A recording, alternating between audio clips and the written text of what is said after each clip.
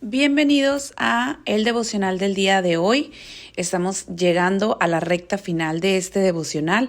Vamos en el día 20 de diciembre y es el devocional 355 y se llama Tres maneras de vencer el mal. En el último discurso que hizo en su vida, el 31 de marzo de 1968, el doctor Martin Luther King Jr. repitió la frase: "Nosotros venceremos", una y otra vez. Se hacía eco de las palabras de la cantante folk Joana Baez, quien en 1963 lideró una multitud de 300,000 personas cantando "Nosotros venceremos", canción que habla de la victoria y de cómo descubrir la esperanza y un futuro en medio de la adversidad. A lo largo de este año, al estudiar toda la Biblia, hemos visto que no debemos esperar tener una vida fácil. La Biblia es fiel a la vida real. La vida conlleva muchas luchas, pruebas, padecimientos, tentaciones, dificultades y batallas, pero en Cristo puedes ser un vencedor. Vamos a leer Salmos 145 del 8 al 13 y dice: "Dios mío, tú eres tierno y bondadoso. No te enojas fácilmente y es muy grande tu amor. Eres bueno con tu creación y te compadeces de ella. Que te alabe tu creación, que te bendiga tu pueblo fiel, que hablen de tu glorioso reino y reconozcan tu belleza y tu poder.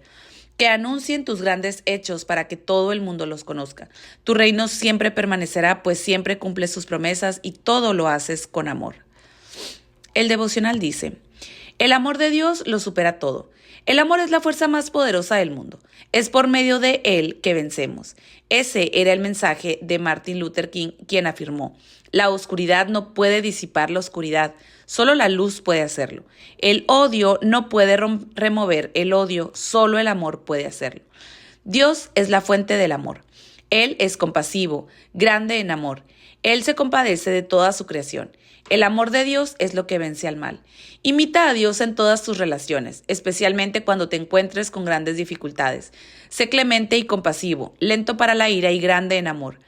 El amor de Dios no es un amor débil o vacilante. Está respaldado por su poder y fuerza. El pueblo de Dios hablará de la gloria de tu reino. Que proclamen tus proezas, para que todo el mundo conozca tus proezas y la gloria y el esplendor de tu reino. Esto es algo en lo que te puedes apoyar por todas las edades, pues el reino de Dios es un reino eterno. Al declarar el amor y el poder de Dios juntos, no es de extrañarse que David se vuelque en alabanza. Que te alaben, Señor, todas tus obras, que te bendigan tus fieles. Oramos. Señor, gracias porque aunque las batallas de esta vida sean grandes, nosotros venceremos y disfrutaremos del esplendor glorioso de tu reino para siempre. Leeremos ahora Apocalipsis 12 hasta el capítulo 13:1. La mujer y el dragón. Luego se vio en el cielo algo muy grande y misterioso. Apareció una mujer envuelta en el sol. Tenía la luna debajo de sus pies y llevaba en la cabeza una corona con 2 estrellas.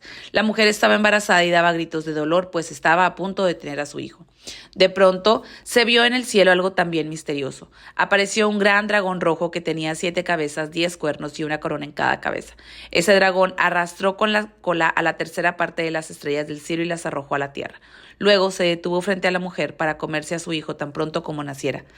La mujer tuvo un hijo que gobernaría con gran poder a todos los países de este mundo, pero le quitaron a su hijo y lo llevaron ante Dios y ante su trono. La mujer huyó al desierto, donde Dios había preparado un lugar para que la cuidaran durante 3 años y medio. Miguel y el dragón. Después hubo una batalla en el cielo. Uno de los jefes de los ángeles, llamado Miguel, acompañado de su ejército, peleó contra el dragón. El dragón y sus ángeles lucharon, pero no pudieron vencer, y ya no se les permitió quedarse más tiempo en el cielo. Arrojaron del cielo al gran dragón, que es la serpiente antigua, es decir, el diablo, llamado Satanás, que se dedica a engañar a todo el mundo. Él y sus ángeles fueron lanzados a la tierra. Entonces oí una fuerte voz que decía: "Nuestro Dios ha salvado a su pueblo, ha mostrado su poder y es el único rey. Su Mesías gobierna sobre todo el mundo. El diablo ha sido arrojado del cielo, pues día y noche delante de nuestro Dios acusaba a los nuestros. La muerte del Cordero y el mensaje anunciado han sido su derrota. Los nuestros no tuvieron miedo, sino que se dispusieron a morir. Que se alegren los cielos y que todos los que allí viven. Pero, ¿qué mal les va a ir a los que viven en la tierra y los que habitan en el mar? El diablo está muy enojado, ha bajado para combatirlos. Bien sabe el diablo que le queda poco tiempo. Cuando el dragón se dio cuenta de que había sido lanzada a la tierra, empezó a perseguir a la mujer que había tenido a su hijo. Pero Dios le dio a la mujer 2 grandes alas de águila para que escapara volando lejos del dragón, hacia el lugar en el desierto donde la cuidarían durante 3 años y medio. El dragón arrojó mucha agua por la boca y con el agua formó un río para que arrastrara a la mujer. Pero la tierra vino en su ayuda, abrió un hueco y como si fuera su boca se tragó toda el agua que el dragón había arrojado. Entonces el dragón se enojó mucho contra la mujer y fue a pelear contra el resto de sus descendientes, es decir, contra los que obedecen los mandamientos de Dios y siguen confiando en el mensaje de Jesús. Y el dragón se detuvo a la orilla del mar. Apocalipsis 13. Entonces vi que del mar salía un monstruo con 10 cuernos y 7 cabezas. En cada cuerno tenía una corona, y en cada cabeza tenía escritos nombres que ofendían a Dios. Dice el devocional de Apocalipsis: Jesús vence al demonio. ¿A veces sientes culpa incluso después de haber confesado tu pecado pidiendo perdón? ¿A veces te sientes mal contigo mismo sin razón aparente? ¿Alguna vez has experimentado un vago y nebuloso sentido de condenación? Esas son algunas de las maneras en las que el demonio opera.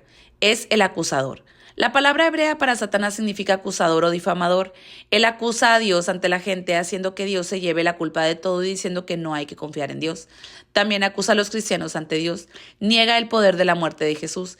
Te condena y te hace sentir culpable. No necesariamente por un pecado particular, sino mediante un sentimiento general y vago de culpabilidad. En contraste, cuando el Espíritu Santo nos convence de nuestro pecado, siempre lo hace de forma específica. Este pasaje nos cuenta cómo puede ser vencido el demonio. El libro de Apocalipsis abre con lo que está pasando tras los sucesos de la historia y revela lo que está por venir. Una y otra vez, Juan recapitula la historia desde la primera venida de Cristo hasta la segunda. Cada vez hay conflicto y persecución, pero en última instancia hay victoria y celebración. En el capítulo 12 hay 3 protagonistas principales. El Hijo. Jesús es el Hijo varón que gobernará a todas las naciones. Es llevado hasta Dios que está en su trono. El demonio. Es descrito como el dragón rojo. Su identidad es revelada en el versículo 9. El gran dragón, aquella serpiente antigua que se llama Diablo y Satanás y que engaña al mundo entero, es el acusador. 3. La mujer. Quizás la interpretación más obvia es que la mujer es María, la madre de Jesús. Otras interpretaciones sugieren que es una personificación de la sabiduría, la Jerusalén celeste, la personificación de Israel o la iglesia. Dada la naturaleza apocalíptica del texto y sus muchos niveles de interpretación, puede que represente todas estas opciones a la vez. La mujer está revestida de sol con la luna debajo de sus pies y con una corona de 2 estrellas en la cabeza. Estaba dando a luz un niño. Después de que su hijo fuera arrebatado hasta Dios y su trono, la mujer huyó al desierto, a un lugar que Dios le había preparado para que allí la sustentaran durante 1260 días. Más adelante, leemos que la serpiente intenta arrastrar a la mujer, pero la tierra ayudó a la mujer, abrió la boca y se tragó el río que el dragón había arrojado por sus fauces. Lo que está claro es que al final Jesús vence al demonio y sus aliados. Detrás de las escenas de la historia humana hay grandes e inteligentes fuerzas del bien y del mal. Se desató entonces una guerra en el cielo. Miguel y sus ángeles combatieron al dragón. Este y sus ángeles a su vez les hicieron frente. Al final, el bien vence el mal, pero no pudieron vencer y ya no hubo lugar para ellos en el cielo. Así fue expulsado el gran dragón. Junto con sus ángeles fueron arrojados a la tierra. Él intenta engañar al mundo entero. Ahora mismo estás en guerra con las fuerzas demoníacas del mal, pero la victoria es asegurada. Ellos lo han vencido. Ellos son la iglesia, el pueblo de Dios que está en Cristo. Él es Satanás, el demonio, el acusador, la serpiente, quien al final será destruido. Lo vences de tres maneras. 1. Confía en la sangre. La cruz de Jesús, la sangre del Cordero, es la victoria suprema sobre el demonio. Puedes estar seguro de que permanecerás ante Dios. Ya no hay ninguna condenación para los que están unidos a Cristo Jesús. Ya no tienes que despertarte sintiéndote culpable, como señaló Corrie ten Boom. La sangre de Cristo es como las lágrimas de los ojos que limpian las manchas de suciedad. Cuenta tu historia. Vencieron por el mensaje del cual dieron testimonio. Tu testimonio es la manera más poderosa de vencer la oposición a la fe.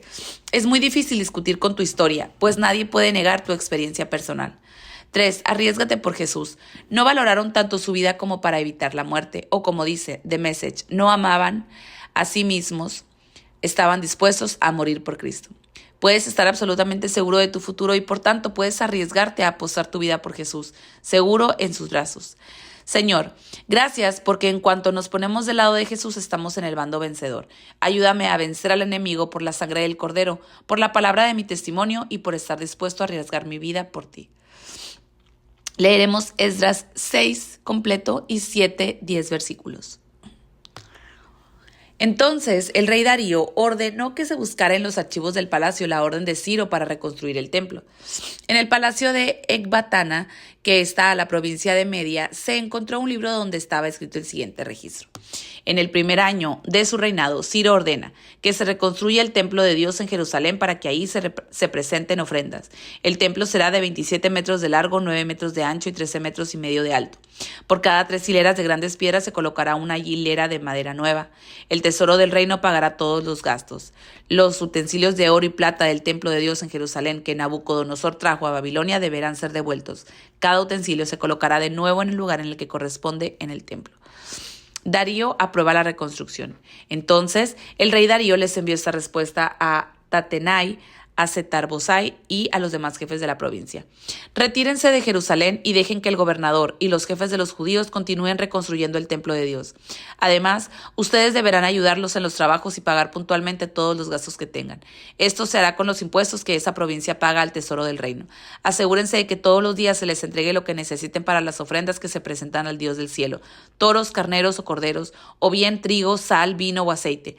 Quiero que las ofrendas que se presenten sean agradables al Dios del cielo y que rueguen por mi vida y la de mis hijos. Cualquiera que desobedezca esta orden morirá de la siguiente manera: se le atravesará el cuerpo con la punta afilada de una viga sacada de su propia casa, y la casa deberá ser totalmente destruida. Y que Dios destruya a cualquier rey o nación que se atreva a desobedecer esta orden o intente destruir su templo. Esta orden deberá cumplirse al rey de la letra. Firma Darío, rey de Persia. Dedicación del templo. Entonces, Tatenai, Setar-Bosai y los demás jefes cumplieron cuidadosamente lo que había ordenado el rey Darío. Animados por los profetas Ageo y Zacarías, los jefes judíos siguieron con la reconstrucción. Terminaron el edificio de acuerdo con lo que el Dios de Israel había indicado y según las órdenes de Ciro, Darío y Artajerjes, reyes de Persia. El templo de Dios quedó terminado al día 3 del mes de Adar, en el año 6 del gobierno del rey Darío. Los sacerdotes, sus ayudantes y todos los demás judíos que habían regresado de Babilonia festejaron con alegría la dedicación del templo a Dios. En esa fiesta de dedicación presentaron como ofrendas 100 toros, 200 carneros y 400 corderos. También presentaron 12 chivos como ofrendas para el perdón de los pecados de las 12 tribus de Israel. Después organizaron a los sacerdotes y sus ayudantes según la instrucción que Moisés había dado para la adoración a Dios en Jerusalén. Celebración de la Pascua. El día 14 del mes de Abib, los que habían regresado de Babilonia celebraron la Pascua. Los sacerdotes y sus ayudantes estaban en condiciones de hacerlo porque ya se habían purificado. Entonces sacrificaron el cordero de la Pascua por todos los que habían regresado de Babilonia, por los otros sacerdotes y por sí mismos. De la comida de la Pascua participaron los judíos que habían regresado de Babilonia y también todos los que allí vivían y habían dejado las malas costumbres de otros pueblos. Todos juntos adoraban al verdadero Dios de Israel. Durante 7 días celebraron con alegría la fiesta de los panes sin levadura. Estaban muy contentos porque Dios había hecho que el rey de Persia los tratara bien, pues los ayudó a reconstruir el templo del Dios de Israel. Esdras 7. Tiempo después, durante el reinado de Artajerjes, llegó a Jerusalén un hombre llamado Esdras, que era descendiente de Aarón, el primer sacerdote de Israel. Sus antepasados fueron Seraías, Azarías, Hilquías, Salum, Sadoc, Ahitub, Amarías, Azarías, Meriaot, Seraías, Uzi, Buki, Abisúa, Finés, Eleazar. Esdras era un sacerdote y un maestro que conocía muy bien la ley que Dios había dado por medio de Moisés. La estudiaba constantemente, la obedecía y la enseñaba a los judíos. Dios había hecho que el rey Artajerjes le diera a Esdras todo lo que él pidiera. Así Esdras logró salir de Babilonia el día 1 del mes de Abib, del 7º año del reinado de Artajerjes. Llegó a Jerusalén el día 1 del mes Ab de ese mismo año. Lo acompañaba un grupo de judíos, entre los que había sacerdotes, sus ayudantes, cantores, guardianes y sus servidores del templo de Dios. Y el devocional dice de Esdras: el pueblo de Dios vence la oposición. Mark Twain dijo en una ocasión: el diccionario es el único lugar donde el éxito viene antes del trabajo. La visión sin trabajo es pura alucinación. La iglesia no será reconstruida sin la mano de Dios, pero igualmente no será reconstruida sin trabajo duro, compromiso y dedicación. Aunque el trabajo en el templo había sido suspendido a causa de la oposición, fielmente el rey Darío ordenó que se investigara en los archivos. Encontraron el decreto original del rey Ciro ordenando la reconstrucción del templo. Darío volvió a emitir la orden diciendo que la construcción debía continuar en la casa de Dios y nadie debía interferir con ella. El templo se completa en el 515 a.C. Esto causó una enorme celebración. Celebraron con mucho gozo porque el Señor les había devuelto la alegría. Hubo un largo periodo de silencio entre el final del capítulo 6 y el comienzo del 7.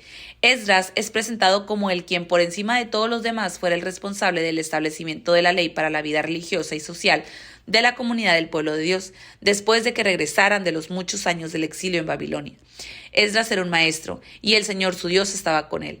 Esdras se había dedicado por completo a estudiar la ley del Señor, a ponerla en práctica y a enseñar sus preceptos y normas a los israelitas.